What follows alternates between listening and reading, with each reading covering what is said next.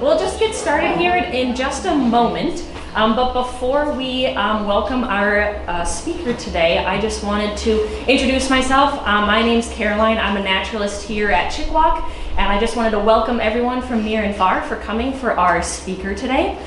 Without the support of our sponsors, we would not be able to have such a wonderful variety of speakers throughout the summer and into the fall. So special thank you to Visit Cook County and also to the Gunflint Trail Association. So without them, we wouldn't be able to have our speakers. And if you are interested, we have more throughout the rest of the summer and into the fall time. You can check our website.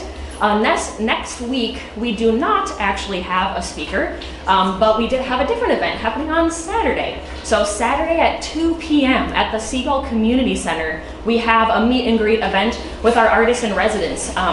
So Marin is already here right now. She's already doing some artwork here on the Gunflint Trail. So she'll be showing off some of her artwork and also meeting some of the community. So that's next week, Saturday at 2 o'clock at the Community Center. So check that out if you're interested. But getting a little ahead of myself here. So today we're welcoming Dr. Lee Frelich.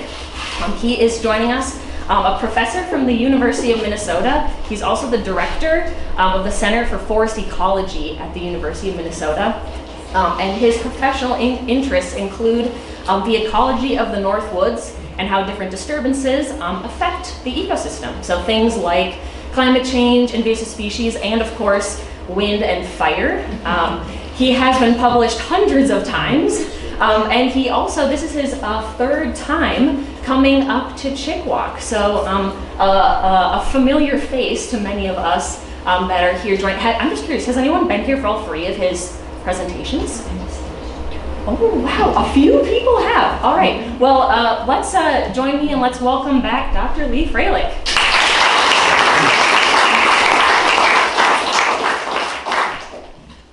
Okay, well, thanks for attending today. When I was driving up the Gunflint this morning, all the cars were going the other way. Thought there wouldn't be anybody left up here, but obviously there are still a lot of people here. So, okay, fire and wind in the boundary waters. So this is where we're located, and you see the boundary waters in the purple there. It's one of the most studied places in the world in terms of fire ecology. So we have Bud Heinzelman's 400 years of fires all mapped out, and I built on that. And believe it or not, Bud Heinzelman and I were canoeing alongside Fishhook Island in Seagull Lake in 1991. And he said, "Stop. We have to land here and get out of the canoe." So we did that, and he said, "This forest isn't dated correctly on my map. It says it's 1864 and it's really 1801.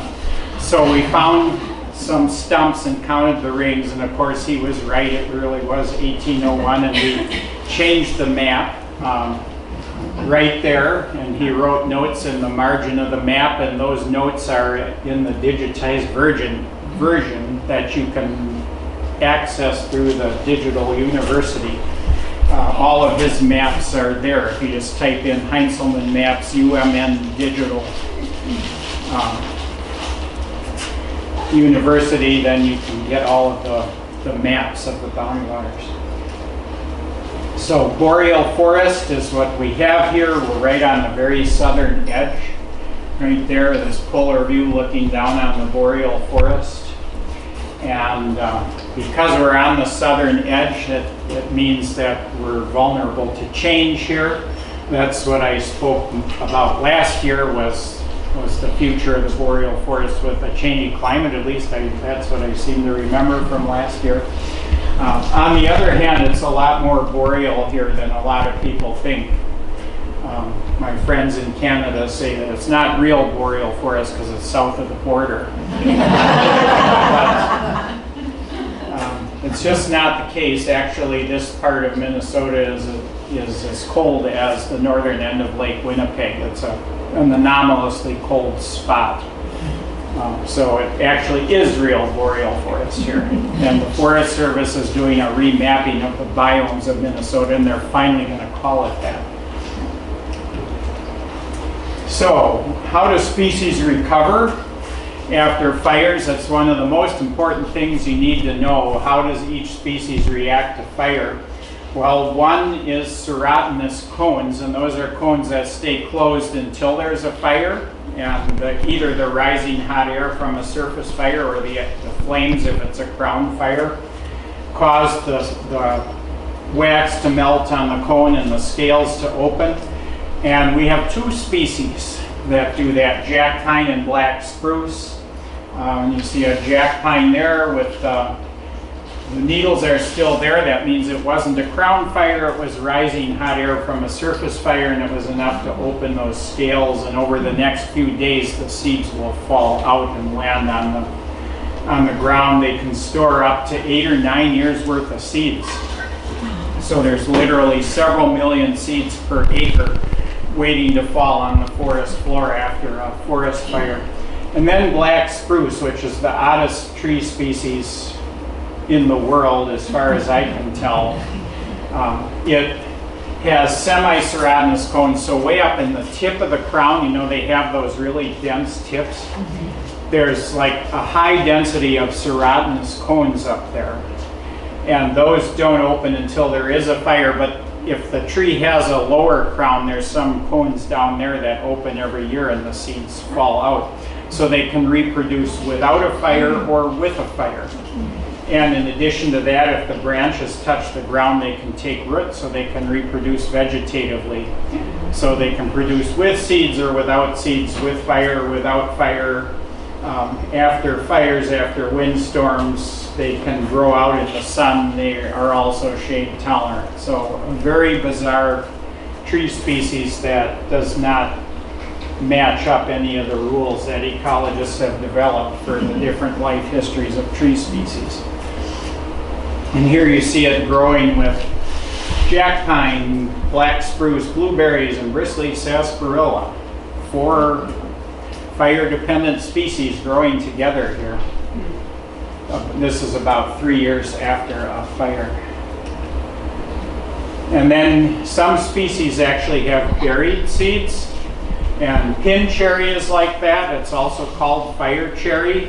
And that's a very common tree around here, and the seeds can actually be there for 100 years. And then when the fire comes, it burns away the forest floor and the seeds see light and they germinate. But the other species that does it, well, raspberry does it, the other species that does it here is Bicknell's geranium. And it's a biennial, and it's a real geranium. Its generic name is actually geranium, whereas the geraniums you get from the nursery to grow in pots in your garden are pelargoniums, which are in the geranium family, but these are real geraniums. And here they are right after a fire. The first year it's like a little cushion of leaves, and then the second year it's a more diffuse structure, lighter and green, as you can see here, all of that in the second summer post-fire. And then they get the flowers, produce millions of seeds per acre, and then kind of disappear. And again, those are buried in the forest floor, and when that's burned off, they see light and germinate. Well, this particular spot right here, where the ground is absolutely covered with them, last burned in 1801. And this fire was 2002, so those seeds were 200 years old.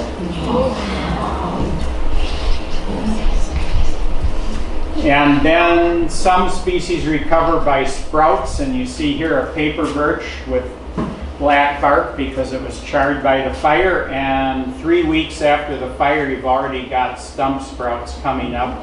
Aspen can sprout from the entire root system, but it only sprouts really vigorously after spring fires, which don't burn deeply into the duff layer. But if you get a late summer fire, it will often put a lot more heat down into the soil and kill those roots, and in that case you get more birch reproduction after the fire. So spring fire is good for aspen, fall fire is good for birch. And a lot of ferns actually have rhizomes under the soil, and here you see some bracken ferns about 3 weeks after a fire, and this was a high density balsam fir, as you can see. And those bracken ferns were getting almost no sun, and now they are incredibly happy with the amount of sun they're getting now that those pesky balsam fir trees have been killed. Mountain maple also sprouts from the stump, and unfortunately hazel, which most people call brush, sprouts every which way. No matter what, you have to burn it 3 years in a row to kill it. And then you can get seeds from outside the burn. So fireweed, the seeds are plumed, they can float for miles, the same for aspen seeds. They can come from trees outside the burned area. They can go 2, 3, 4, even 5 or 10 miles inland. And if you look at an aspen seedling that came up by sprout from the roots versus from seed, the leaves have a completely different shape. So you can tell what their origin was. And birch trees, paper birch seeds, also travel several miles, and again they're shed in September, so if it's a fall burn they're going to colonize it first. And you'll get more birch after fall burns than spring burns. So if you look at the Ham Lake fire, you're getting a lot of aspen regeneration, whereas the Cavity Lake fire, we had mostly birch regeneration because that was late summer. And then there's adult survival of trees. And here's a seepage area. It's got white cedars and black spruce in it, a few firs in there. Fire all around it, but those trees were wet. The foliage had water in it and they didn't burn. And then here's 3 red pine trees growing on a slab of rock, and there just wasn't enough fuel there to carry the fire, so they survived, and now they're the tallest thing, and their seeds can go up to a half a mile in any direction after a fire. So there are surviving trees in fires. In fact, in a lot of cases, especially with spring fires, if you draw the fire perimeter, you'll find that half of all the trees inside that perimeter are still alive after a fire, like the Ham Lake fire. It's not quite that high after a late summer fire like the Cavity Lake fire, because those fires are more intense, but there's still surviving trees in there that were very lucky. So here's Bud Heinzelman, and I'll give a summary of his classic research. It's summarized in this book, which is a University of Minnesota Press book. Was published in 96, 95 or 96, even though he died earlier, but his family saw that it came to fruition and was published. I actually read the whole manuscript before he died for the book. And it was amazingly well researched, and it's 30 years later it still holds up in terms of its scientific integrity. And so he had all these maps that he made for different fire years, and if you look at those maps you discover this area here burned in 1595, 1692, 1801, 1864, 1910 and 1918, and now you can throw in 2006 and 2007, and the Sag Corridor fire in 1995 as well. So he made these maps, which are now in the map library. I had them in my office for 20 years and decided I couldn't curate historic documents like that, so they're in the map library at the university, but the digitized versions again are available to anybody. You can download them. And he used fire scars to date pines, especially red pine is especially good at having fire scars and having them be easy to date because the pitch prevents the wood from rotting, so you can get, by counting from the outside of the tree, you can get the exact year of the fire. And here he is coring a red pine on 3 Mile Island in Seagull Lake, and that one dated to 1595. And there were actually 4 of those trees that dated to 1595, and 3 of them blew down in the 99 blowdown. But 1 survived, and it survived a prescribed fire that the Forest Service did. And then 2 years later it was struck by lightning and killed, because it was the tall thing on that entire island. So the 1595 age class of red pines is part of history now in Minnesota. The logs are still there. And you can also tell that this is younger forest and that's older forest in the back because of the heights of the trees. So he looked on air photos of the entire boundary waters, drew those boundaries, and then went out and visited each stand, poured the trees, see how old they are, and made the fire maps. Took him about 20 summers to do that. So we know that we have a high intensity crown fire regime in the jack pine forests in northern Minnesota. You know, and when people see fires like Cavity Lake or Pagami Creek, which was 2011, or the two fires we had earlier this year in May, and they say, oh, this is just unprecedented. Oh, no, it's not. Those are just typical fires for northern Minnesota. And if you look through the 400 years of history, you'll see there's a fire like the Pagami Creek fire every decade in the boundary waters going back to the 1500s. So they're fires 10,000 to 100,000 or even 300,000 or 400,000 acres in size are normal here in this forest type. And they're very high intensity. Flames can be 100 feet high going up above the tops of the trees. You think it's a dead moonscape after the fire, but this forest is still very much alive. Remember, those millions of seeds in the serotinous cones have been shed onto the forest floor, and you also have the seeds of hundreds or thousands of species of mosses, lichens, smaller plants, shrubs, wildflowers, everything you can think of are still in there, part of the legacy of that fire that survived in the forest floor. And so here are again, the serotinous cones. So if you look on a jack pine twig, you'll see they make a pair of cones. Sometimes one falls off, but usually they'll make a pair of cones every year. So these are the latest, another year older. These probably 2, 3, and 4 years old here. And you can see sealed shut, very tight, obviously not attractive to squirrels, or they would have opened them and eaten them a long time ago. And there are the black spruce ones as well. In scorch, they have to be scorched to open. That does not mean that it's necessary to have direct contact with the flames. Air that's 115 or 120 degrees will open them up too. So it can be hot air rising above the fire if the fire's on the forest floor. And then here are jack pine seedlings that are germinating just a few months after a fire. This was the Little Sioux Fire of 1971, which occurred in May, and there are the seedlings germinating that same summer, because they've already been through winter cold stratification on the tree. So they're ready to go as soon as they fall. And then 3 years later, a young jack pine forest with some aspen in this case. And then here's a 17-year-old forest of jack pine, and this was in the, this is the Roy Lake fire, which was between Seagull and Seg, and this is 17 years later, so it's just before Bud died. But what I saw when I drove up here today, in the last several miles on the Gunflint, were forests that looked just like that, and it is now 18 years since the Hem Lake fire, and some of the regenerating forests look exactly like that.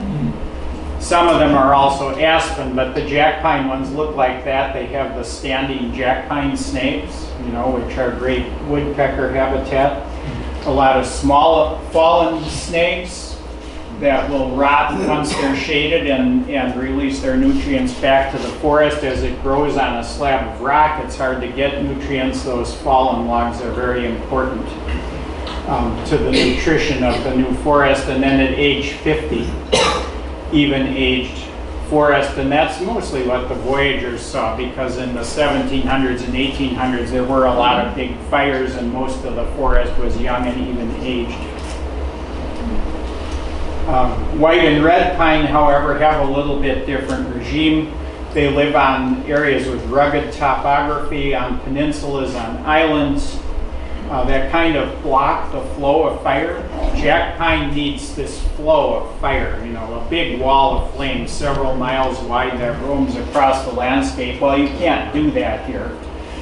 The topography is too broken up, and so you get patchy intensity of the fire. 10 feet away, it could be almost no flames, and 50-foot high flames 10 feet away, and nothing another 10 feet. It's very patchy. And so all of the white or red pines are not killed, and you get uneven aged forests as a result. Some trees are killed, that makes room for a new cohort. And you can see that here, like that tree there is about 100 years old. Its branches are still pointing up a little bit. And these are 200-year-old trees, and their branches are kind of like that, and that's a 400-year-old trees, and its branches are like that. And they do tend to sag as they get older. And I mean, if you held your arm out like that for 400 years old and you had 2 or 3 feet of snow piled on it every winter, your arm would go down as well. So, and they tend to look like little cumulus clouds when they're that old. It's like a little tuft of foliage at the end of the branches when they get to be 300 or 400 years old, like the white pine grove that you see on the southern part of the Gunflint. You go through a really old pine stand there. And here's the red pine burning in a surface fire, which is the normal regime for this forest type. And it can burn like that for up to about 25 minutes before it'll even kill the cambium under the bark, which are the living cells that create new wood and new bark each year. It's such a good insulator.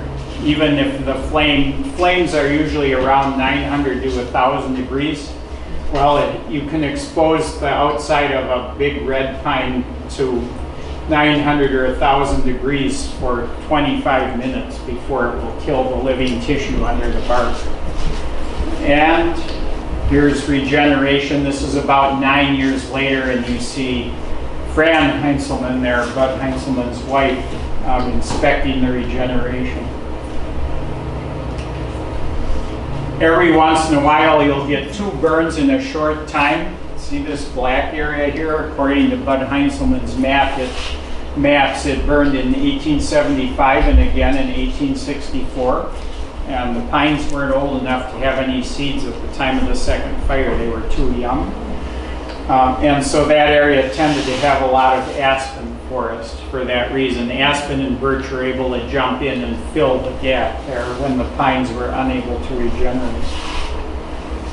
And every once in a while, just by chance or because of fire exclusion by people, you get a jack pine forest that's really old. Like this one's 190 years old here, and jack pine does live that long. Bud Heinzelman had one that was 242, I think. So it lives way longer than the jack pine in central Minnesota, which dies when it's about 60. Lives way longer, but at 190, you see all these cedars along the shore, and they've been spreading their seeds into the forest, and they're creeping in, and so is the balsam fir. So it's undergoing actual succession to late successional shade-tolerant species like white cedar, balsam fir. There was black spruce in the original stand. You see one of those right there, poking along with 3 or 4 inches of height growth every year for 190 years. You can finally get to be as tall as a jack pine tree. And as I said, they do shed some seeds and reproduce vegetatively, so they can be the pioneer tree after the fire, and they can be the late successional tree also, along with the cedar coming in here into the understory and the balsam fir. So the summary is, if you burn at 20 to 150 year intervals, you get jack pine and black spruce. You burn less than 20 year intervals, you get aspen. I would add aspen and paper birch there. If you have a mixed surface fire, high intensity regime in areas with rugged topography, then red and white pine. No fire for more than 150 years, then spruce, fir, birch, and cedar take over. And we've had a lot of that succession happen due to fire exclusion. Not necessarily direct suppression, which is squirting water on a fire and putting it out. Most boreal forest fires are not susceptible to suppression. They're too intense. The Ham Lake fire being a good example. I was one of only 2 parties in the wilderness when that fire ignited, and within an hour the water bombers were on it, and yet it still grew to be 72,000 acres. So you can't suppress boreal forest fires during an extreme drought on a windy day with low humidity. It just simply can't be done. And that's when most fires make their big run, is under those conditions. So it's normal. That's why it's normal to have those big fires. However, people did exclude those fires by removing the conifers outside the wilderness, so that fires that used to ignite outside where what is now the wilderness boundary would start burning and burn into the wilderness, and that accounted for like over half of all the fires in the boundary waters, and those fires are now mostly put out outside the wilderness because it's all aspen forest, although now the fir is coming back and that's starting to change. We're starting to see big fires outside the wilderness now because the fir trees are doing their thing. There's another aspect to the fire regime. So some pockets of forest in the boundary waters were managed by indigenous peoples for thousands of years. And that's been studied by Lane Johnson, Kurt Kuchmuller, and Evan Larson at the University of Minnesota. And so this is a map showing some of their study sites, including some from around here. And a lot of the sites were close to the border route. And not only did the European settlers like the border route for obvious reasons, but indigenous people used it too. So a lot of their sites are also on the border route. So they burned, the fur traders also started some fires, but the Native Americans did a lot of burning to maintain open understories in red pine stands. So if you burn a red pine stand with an understory burn every 10 or 20 years, you prevent the balsam fir from taking over. And then when a big fire does come, it will drop to the ground and not be very intense because you have widely spaced big mature conifers and no brush underneath. And of course, promoting blueberries was a major food source. One of my students is with the Red Cliff Band of Ojibwe over in the Apostle Islands, and she said when her grandmother was young, they sent like 2 shiploads of blueberries away from the Apostle Islands to sell in Chicago and Milwaukee, like ships that are 200 feet long. I mean, it's unbelievable how many blueberries they grew. And here are those sites. They tend to be south-facing slopes. They're on peninsulas or islands. Well, that's not an island, that one's connected, but they could be islands. They could canoe anywhere. They were very skilled at that. So peninsulas and islands facing south, and if you think about that, why would you want to live, if you were living out in the wilderness, why would you want to live in a red pine forest on a south-facing slope? Well, think of July. The sun's at a high angle, it hits the crowns of the trees and you're in the shade. And if you keep an open understory, the wind's coming from the south in the summer and going in under the trunks. So you're getting a breeze and shade. In the winter, the hill behind you, because you're on a southwest facing slope, is blocking the northerly winds, and the sun is coming in at a low angle under the crowns and warming up that place. So it's like the best place to have a settlement that you could possibly come up with, and it's exactly the same reason why those are the sites that have been chosen as campsites throughout the boundary waters. And so here's a red pine forest in 1925 and 2015, and so what happened is the indigenous burning disappeared. This is what those red pine stands look like. And now they look like that with all the fir. And I did notice driving up the Gunflint Trail, some landowners had cut fir and put them in piles, you know, which you can either let rot or you can burn them in the winter. Although I have a friend who burned one of those and it was under the crown of a white pine tree and discovered that you will scorch the crown if you do that. So he said next time, make sure your pile you're burning is not directly under the crown of your favorite 300-year-old white pine tree. But yeah, I mean, that is a jungle that will support a much higher fire intensity than that.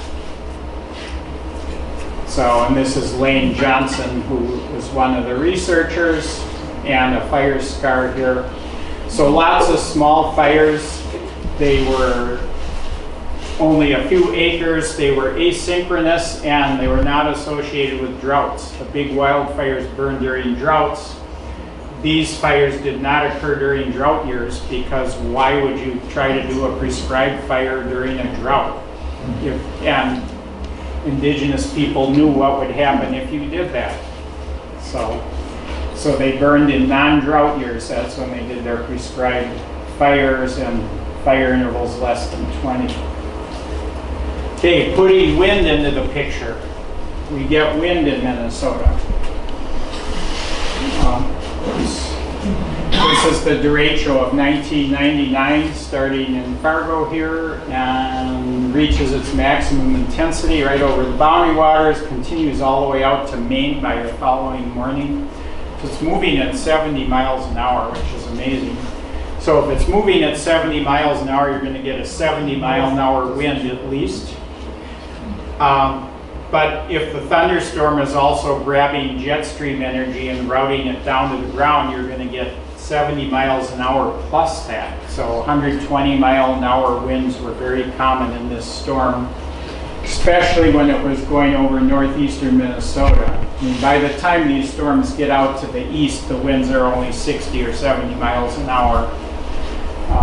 They're usually strongest right here in the Midwest because we're getting that feed of moisture coming up from the Gulf of Mexico. So, and this is a picture during that storm, and look at how much that black spruce tree is bent there. At the peak of the storm in 120 mile an hour winds, first the twigs streamline and then the whole branches and then the whole tree bends, so its profile presented to the wind is minimized. But nevertheless, a lot of trees broke off anyway, because with a wind that strong, trees can't resist the force at some point. And there's the damaged swath in red in the Boundary Waters continuing into Canada. Before and after picture.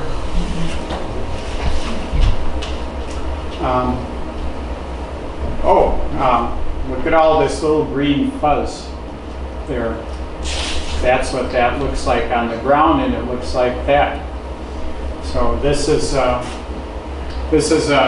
clump of cedars on Seagull Lake, and that one right there had 550 rings in it, so it survived all of the fires that Bud Heinzelman mapped out because it was in a spot that didn't burn.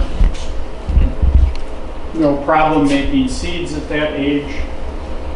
And then you go a little further inland, lots of black spruce and balsam fir that didn't blow down because they were in the understory. And if you know anything about understory black spruce or fir that are like that tall, you can like bend it over all the way to the ground and let it go and it'll spring back up. So they're not going to blow down. And so the forest is literally weeded. Early successional aspen and pine are removed because they're big and they have weak wood, and understory late successional species remain, and so literally succession is pushed ahead by a century in just a few minutes. So it's accelerated succession by the wind. killing the pioneer species that are big and leaving the late successional species that are seedlings on the forest floor. And here's an example of that. Jack pine stands where the canopy is dominated by jack pine. Some of them in our data set turned into black spruce forest, some turned into white cedar forest, and some turned into balsam fir. So it's divergent succession caused by the wind. And looking the other way, what's coming into white cedar, some of the forests that were white cedar after the windstorm had been jack pine, like I just showed, but some were also red and white pine, and some were aspen and birch. So you have really a very complicated situation of both divergent and convergent succession at the same time. So that's wind. Now let's put the return of big fire in the 21st century. And I'll show you some of the big fires. This is the Cavity Lake fire, July 2006. How many of you remember that one? A lot of people here remember that one. So started during a severe drought, very hot temperatures, was ignited right there. So that's Seagull Lake, and we're right up about there, I think. There, and then it went that way the first day, and then that way the second day. Each day is a different color. The third day is the brown, and then the red, and so on. And one of my students, actually, he had graduated and got a Ph.D. by this time, happened to be working at the south end of 3 Mile Island, and the forest said, oh, you don't have to worry about it. The fire's not going to come there. Well, guess what? Halfway through the day, the fire exploded and started jumping from island to island, and he had to escape. The problem with trying to escape a fire of that intensity is the updraft is so strong that the wind is blowing in from every direction, and to get away you have to go against that, which he did here, and obviously he survived or I wouldn't have the picture. And here it is jumping from island to island in Seagull Lake, and that's actually like flames 300 feet high, and a big gust of wind would come and the flame would just bend over like that, and a chunk of flame like the size of this room would just fly over to the next island across a half a mile of water, ignite the next island. So the fire literally crossed Seagull Lake faster than it would have if it had been contiguous forest. And if you look at Bud Heinzelman's maps, you see the 1801 fire also crossed Seagull Lake, the 1864 fire crossed Seagull Lake. Lots of fires cross Seagull Lake. Fires can jump from island to island very easily. And they can jump interstate highways. And they can jump those little fire lines that firefighters make with a shovel. So here's wind plus fire. So we had the big blowdown, and then we had these fires, and this is what you get with wind plus fire. Essentially, it's a crown fire sitting on the surface of the soil because all the fuel is down there, and it burns down the bedrock, as you can see here. And this is Seagull Lake. This is pin cherry here, germinating from probably 200-year-old seeds. Some fireweed that blew in from the surrounding landscape. That's its strategy. Unfortunately, the pines were knocked down by the wind and then burned, and they did not reproduce. So here's the Ham Lake fire a year later. I know all about this fire. I was in it. Yeah, we were, Lane Kennedy and Gus Axelson and I were on a canoe trip, and we were going to do the loop here, Seagull Red Rock, or Alpine Red Rock, and we never got anywhere. We got to 3 Mile Island, we saw the plume of smoke, went out to Eel's Nest Island, which is right there, to climb the bluff and see what the fire was doing. That was 10 minutes later, and by then the whole sky was filled with smoke. in just 10 minutes, and only another 10 or 20 minutes later the water bombers were on it. So that's what it burned that first day, then the second, third day, and we had decided to cross Seagull Lake to the Palisades, and there's a campsite behind the Palisades, and we were stuck there for 3 days because it was too windy to canoe. And it was only 3 days after ice out. So you're not going to go out in a canoe in 5-foot waves when the water's 34 degrees. I mean, we did have to do that to get from Eagle's Nest to there, but we had to do that because the fire was approaching us. So you could either burn or take a chance on capsizing and dying of hypothermia, which we thought was a better option than burning. So we were stuck there for 3 days, and then it calmed down and we got out and went down the Seagull River to Trails and Campground. And while we were getting out of the canoe, the fire was burning the east shore of the Seagull River, and a firebrand jumped over our heads and lighted the west side of the river on fire when we were getting out of the canoe. And then a hotshot crew came and said, "Are you Lee?" And I said, "Yes." And he said, "We wondered what happened to you in the last 3 days." And I said, "Well, I teach a fire behavior class at the university. You didn't need to worry."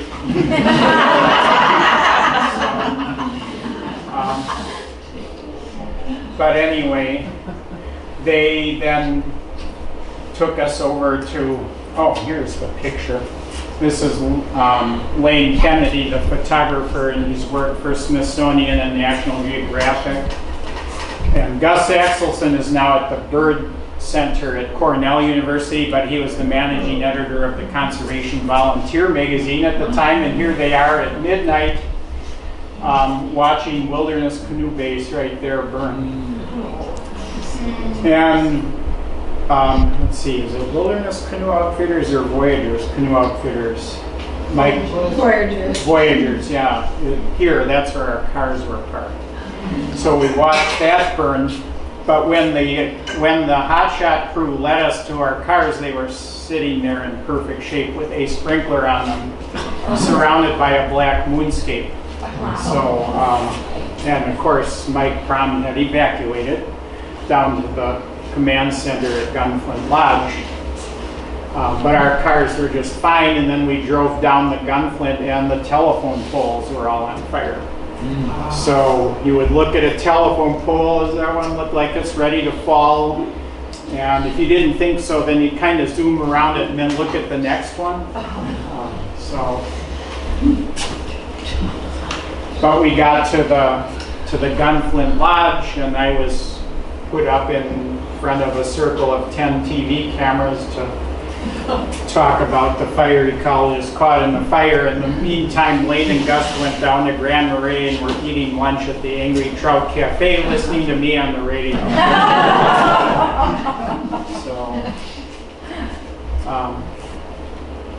And here's 3 months later, and like most spring burns, it's patchy. There are groups of live trees throughout. It's not like the Cavity Lake fire that was wall-to-wall toast. Agami Creek fire of 2011, so ignited way in the middle of the wilderness here and smoldered there for several days. And while it was smoldering, a drought developed, and then came a day with high winds and low humidity, and it ran all the way down here, and then the wind shifted, and it ran something like 17 miles in about a half a day. Caught 6 rangers at the end here who were out there to tell campers to evacuate, and they thought the flaming front was way back here, and it was actually there, and they were caught by the flaming front and had to use their fire blankets. And all 6 of them survived. It's a really good video. The Forest Service made a video about those 6 rangers. You should look at it. It's available as a YouTube video.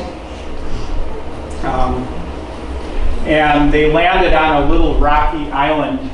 It must have been this lake, I'm not sure exactly, but they found a little rocky island that was more than a quarter mile from the shore on either side, and they still had to use their fire blanket, and they were still surrounded by 1,000-degree orange plasma. So it just shows how intense those fires are. You can't survive them by being 100 feet away or 200 feet away. You have to have more protection, such as a fire blanket or a sprinkler system or something, or be in the water. And here's what that looks like. You can see it was mostly second growth forest there, and it was a lot of birch and aspen, but over the 100 years since it was logged, this understory of fir came in. And essentially it was 100 million Christmas trees that went up in flame in 24 hours and made enough smoke to smoke out Milwaukee and Chicago airports. And the smoke plume was seen in Poland and in China. I mean, it almost went all the way around the world. And by the way, these little points that you see, which were branches, they burned to a tip that is as sharp as a knife, because the wood is hardened by the fire and it is incredibly sharp right at the tip. So there's literally 100 million eye slicing branch stubs there. And it's one reason you have to wear a hard hat, because if you bang your head into one of those, it will stab right through. And the other reason is if you're walking and you trip and you grab one of these trees, it might just be sitting there and it might just pull out by the roots and fall over. And so you and the tree will go down. So you have to be very careful working in these recently burned forests. There's lots of falling trees. There's lots of these razor sharp branch stubs. There is even razor sharp little stubs sticking up from the ground that can impale you if you fall on them. And so here are some of our big fires: Cavity Lake, Ham Lake, Pagami Creek, Greenwood, and then those other two fires, Jenkins Creek or whatever, I think those are right down here, that occurred in May this year. So if you look at some of these contemporary and historic fires, here's Pagami Creek, 145 square miles, Cavity Lake, 50 square miles, and then you look at Bud Heinzelman's maps.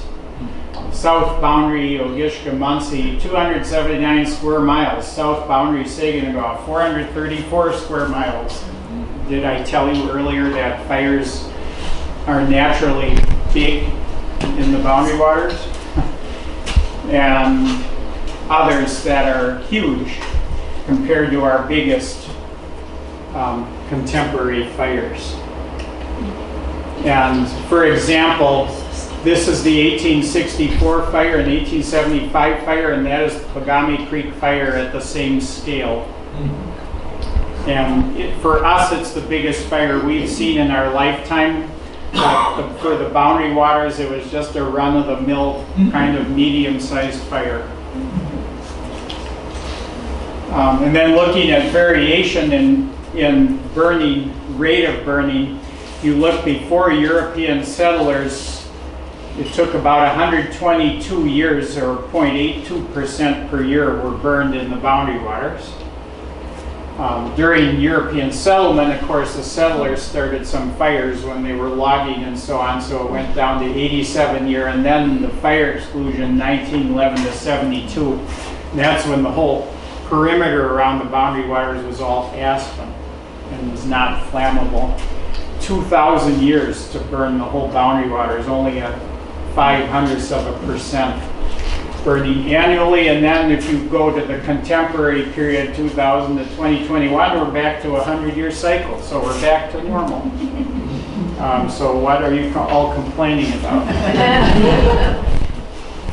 So we've returned to the historic fire frequency that we had before European settlement.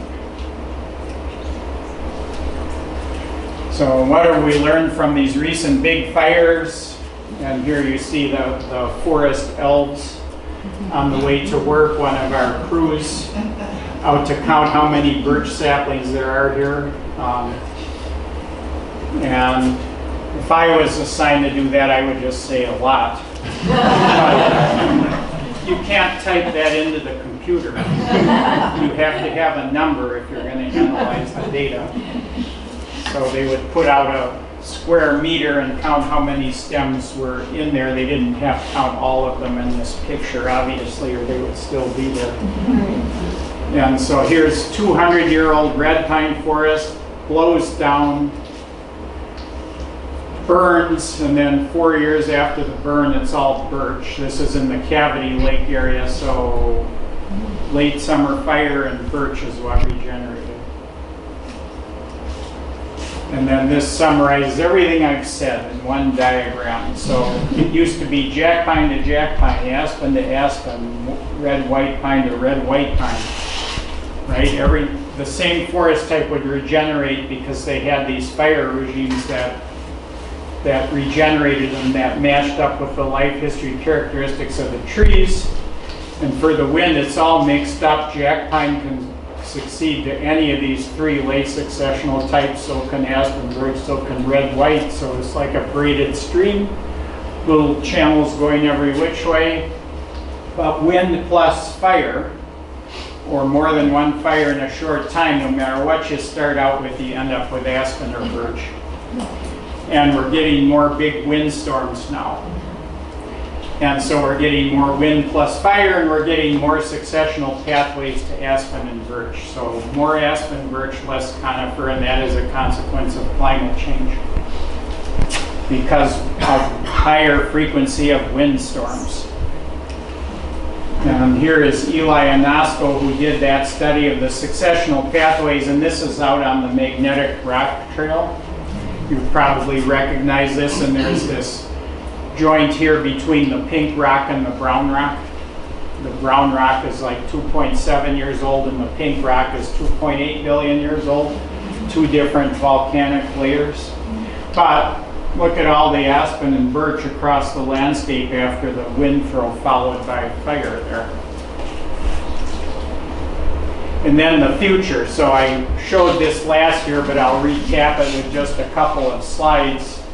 What if we take this place and make it as warm as not Grand Rapids, Granite Falls. Yeah. Yeah, the Grand Rapids is not that warm compared to here. So this is what you get on ancient granite in the boundary waters. This is black spruce forest, a little bit of paper birch here. It could equally well be a jack pine forest. And all you do is warm up the summer by 8 degrees. That nice outcrops natural area near Granite Falls, very similar bedrock, similar chemistry, similar topography, and you get oak with patches of prairie in between. So that tells you what 8 degrees summer warming can do. So, and if the boundary waters were to become an oak savanna, it would be going from infrequent high intensity fire to frequent low intensity fire. It would probably burn every 2 or 3 years. But the total intensity of heat output of all those fires wouldn't be anything compared to what they are now. You could burn the whole thing every 3 years and the heat output would be tiny compared to even the Pagami, just one fire like the Pagami Creek fire. Whole different system. And what does it take to make a boreal forest? Well, it either has to be really cold. You remember the polar vortex of 2019? Either colder than minus 45 in the winter, because that's the deep supercooling limit for maple and oak, is minus 45. They can deep supercool, the sap won't freeze down to minus 45. Or the summers have to be too cool and too short for temperate species to complete their life cycle, and that's what you get on the shore of Lake Superior and on the Door Peninsula. Like right now, the upwelling water on the Wisconsin side of Lake Michigan is like 48 degrees where my cabin is, and creates a boreal forest there, but it never gets cold there in the winter. Nor does the shore of Lake Superior in northern Minnesota. I mean, it gets cold from the perspective of somebody in Tennessee, but from a Minnesota standard, it's not cold on the shore of Lake Superior. If you want to kill the trees outright, you need minus 45 or colder. And actually, this At the time this image was taken, Cotton, Minnesota, which is about right there, was -56. And I was doing an interview with WBUR in Boston, live on the radio broadcast across the whole country. I think the show is called Here and Now or something like that. And he said, "What's it like there?" And I said, "Well, they're saying it's going to get up to 17 below zero for the high today." And you could literally hear their facial expression. And then, you know, I mentioned the -56, is that wind chill? They asked, well, no. You don't need wind chill if it's -56. That's like actual air temperature -56. So, but that is going away. It doesn't happen as often. And what about the cool summers? Those are going away too, as you might have discovered when you were outside today. So, oh, there we go. I did put the -56 there.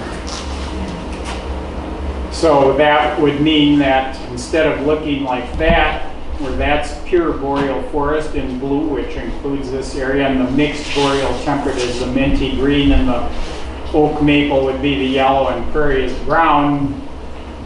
If for a high warming scenario, we would look like that. So we would be the new Kansas. So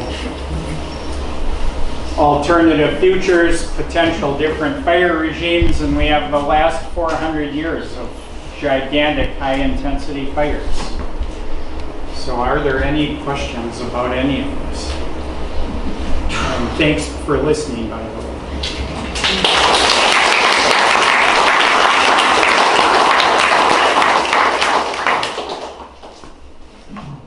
Yeah. Can you put that second to the last slide back up again? Sure. This one? Yeah. And if you want any of these images, I can make a PDF of this presentation and give it to the museum, and they can make it available to anybody who wants it.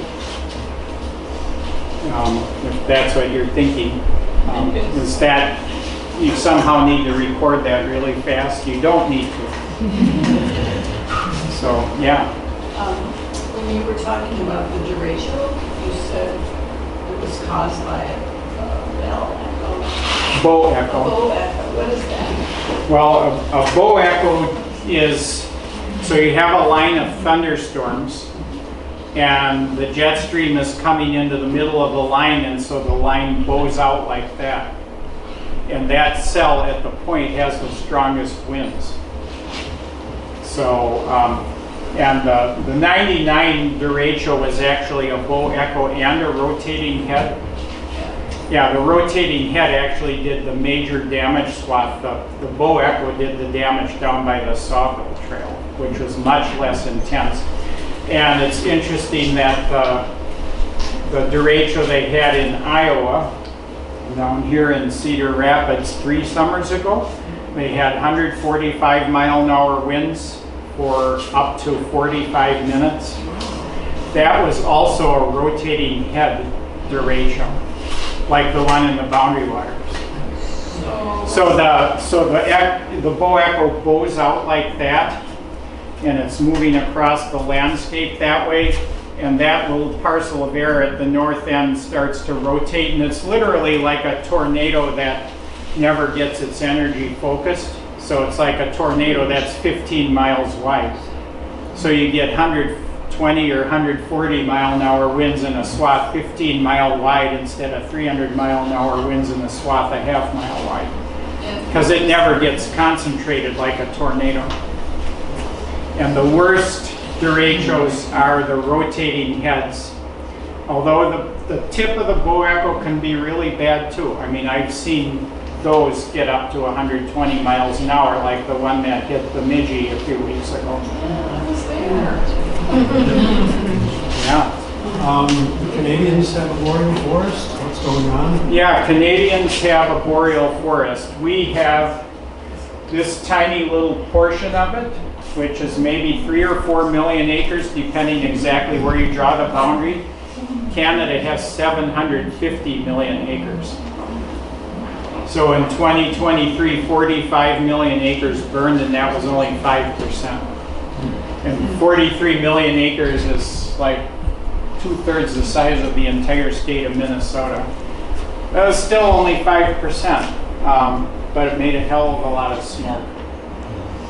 Yeah, there's no doubt that the frequency of burning is going up because of warmer summers, longer summers, earlier springs, later falls that dry the forest out more. And it's hard to see that in the Minnesota data, but when you look over the whole 750 million acres, it's incredibly clear that it's just progressively upward with longer growing seasons. Yeah. Yeah, just considering the extent of the boreal forest around the northern hemisphere, and I'm thinking about the carbon that's sequestered in these forests. So obviously climate change is transitioning that forest, not just in Minnesota, but I assume throughout Canada and Eurasia as well, to potentially more of a woodland environment. Yeah. And have people looked at how much the carbon that's going to be released in just that transition, or is it more? It's a lot of sequestered carbon and boreal versus other it sequesters less carbon after it transitions from coniferous to birch and aspen. And it sequesters less carbon if it transitions to woodland or prairie. And furthermore, when you get up into the very northern part of the boreal, I don't know if I can go back that fast to the slide at the beginning, but oops. What? Well, Minnesota's still there. I'm not sure what's going on here, why it... No. Well, it doesn't want to show the map, but anyway, when you go way up to the northern part of the boreal forest, like along Hudson's Bay, and up north of Yellowknife in the Northwest Territories, the forest floor is like that thick, and there is literally dozens of tons per acre of legacy carbon, thousands of years old, because it's so cold up there, there's hardly any decomposition. And the trees are all very small and stunted, so the vast majority of the carbon's in the forest floor, and those forest floors are now starting to burn up there at the high latitudes, and that's carbon that has been out of circulation for thousands or even tens of thousands of years. Yeah, and the conversion to birch and aspen is noted in Alaska, throughout Canada and northern Scandinavia and in Russia. So it's not just Minnesota, it's happening everywhere. I'm not sure we've seen a lot of conversion from forest to non-forest yet, or boreal forest to oak forest. We're not quite warm enough to do that yet, but boreal forests are becoming a source of CO2 to the atmosphere instead of a source, a sink, which is removing CO2. It's becoming a net source at this point. Yeah, there is some hope if it all converted to birch and aspen that with the higher albedo it would then cool the world. But I'm not sure people want to give up the conifers. But anyway, yeah. With the warming of the environment up here, what's the average rate of oak trees able to migrate distances? Meaning, is there going to be a gap? Are we warming too fast for natural migration of warmer species like oak to make their way up here? Yeah, are we warming too fast for oak to get here? And the answer is no, because of blue jays. Blue jays move acorns, and there are little outposts of oak scattered around in the boundary waters in Quetico of northern pin, northern red, and bur oak. And they, the pollen can go tens of miles, and so genes can come in from further south that will adapt them to a warmer climate just on the pollen. The pollen could be coming here from Grand Rapids, because it really goes a long way in the spring. In addition to that, you have blue jays moving the acorns around up to a few miles each year, so they're not having any trouble getting around at all. And in fact, we've noticed oak stands popping up on the Echo Trail that are like 10 or 20 years old and almost pure oak on south-facing hillsides. But that is not happening on a widespread scale yet. Yeah, and then there's red maple. Red maple has no trouble getting anywhere whatsoever, unfortunately. But, yeah. What is the current Forest Service burning policy? You know, are they in agreement with what you're saying? And does that, it must conflict with political stuff and public stuff? You know, because the gunpoint a long time ago, when it burned, wasn't full of tourism and recreation Right. spots. This is a favorite spot for people to come to, so there's a whole lot of pressure. Yeah, well, I would say the Forest Service doesn't, well, they have a lot of really good people, let's put it that way, in the research branch, but that doesn't translate into really good actions at the administrative level, especially the higher administrative level, like when you get to Washington, D.C., for example. So, yeah, I mean, next week I'm speaking at an event at the IRRB about managing forests in an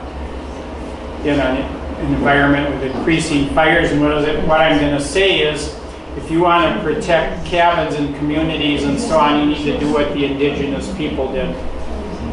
Surround it with red pine, burn it every 10 years, have a vegetation type that supports low intensity fire instead of high intensity fire, or put a belt of aspen around. You know, I have a nice video that I show in my fire ecology class of a fire they did in Canada where they ignited a black spruce forest next to an aspen forest on fire. And the black spruce torches up to 50-foot flames in about 30 seconds, and then it gets to the aspen.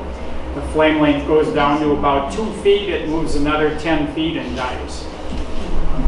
So it's definitely managing the vegetation type either to aspen or widely spaced tall conifers like red and white pine. And you do have to do the frequent understory burns because brush builds up faster than you think. Yeah. So that's really interesting. If I just extend what you said before, that would suggest the Ham Lake fire area is going to be more fire resistant due to the spring fire and aspen problems. Yeah, it's coming back to a lot of aspen. So yeah, the next fire won't be as bad unless it's such a long time that fir comes in. So, which can happen. I mean, mixed wood, which is aspen, birch mixed with fir and spruce.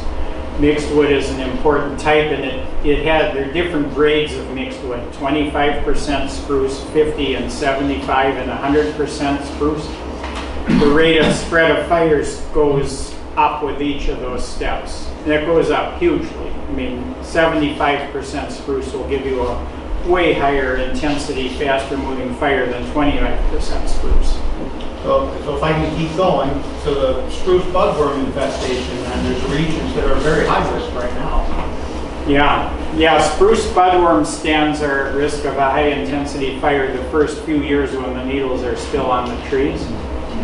And after that, it might remain high or go down depending on the context. You know, once the needles are off, the bulk density in the canopy is an important factor. Once the needles are off, you're not going to have a ground fire.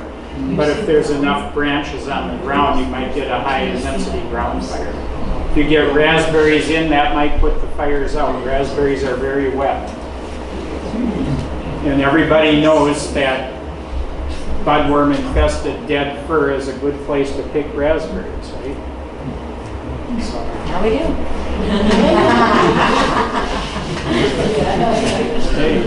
All right, well, we'll call that good for now. So, but I'm sure Lee would be happy to hang out and answer some more questions with all of you. But thank you so much.